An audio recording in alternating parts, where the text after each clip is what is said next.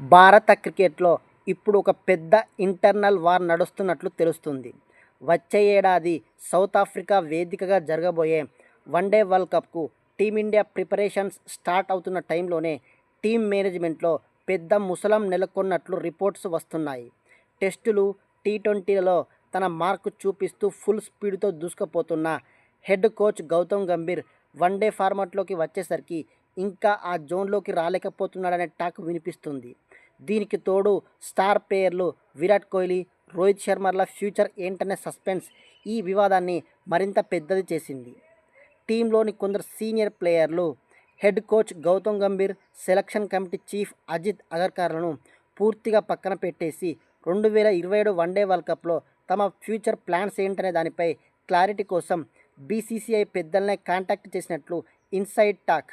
రోహిత్ శర్మ, విరాట్ కోహ్లీ టీ20ల నుంచి రిటైర్ అయ్యాక 2027 one day world కప్లో వాళ్ళు ఉంటారా లేదా అనే అనుమానాలు పెరిగాయి. గంభీర్ కఠినమైన సెలక్షన్ పాలసీలు, యంగ్ టీంను బిల్డ్ చేయాలనే పట్టుదలే సీనియర్ల రిటైర్మెంట్ ట్రాన్సిషన్ కారణమని చాలామంది భావిస్తున్నారు.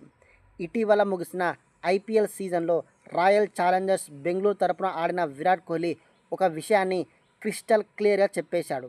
ప్రతిసారి తనను తాను నిరూపించుకోవాల్సిన జోన్లో లేనని హింట్ ఇచ్చాడు.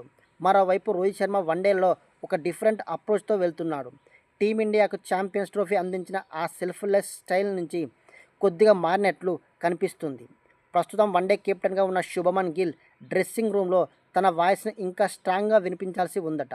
గంభీర్ కూడా మిగతా 2 ఫార్మాట్లలో ఇన్వాల్వ్ అయినంత యాక్టివ్గా వన్డే ప్లానింగ్లో ఇంకా ఇన్వాల్వ్ అవ్వలేదని, అంతా దానంతటదే సాగిపోనిస్తున్నాడని ఒక బీసీసీఐ వర్గాలు పేర్కొంటున్నాయి.